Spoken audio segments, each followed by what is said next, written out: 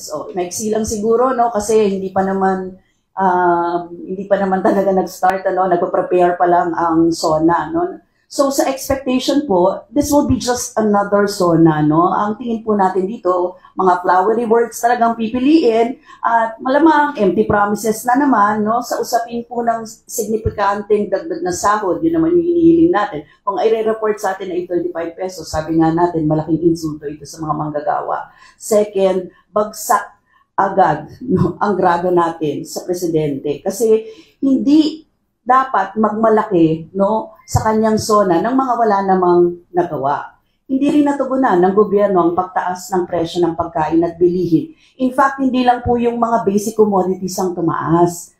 Ang totoo po, kahit yung mga non-food items, tumaas yan. 5.7% ang inflation. So, ibig sabihin, hindi talaga nakakatugon sa pangangailangan ng mga mamamayan natin. Ang singil sa utilidad, kawalan ng trabaho, yan po yung mga ini-expect natin na dapat tugunan.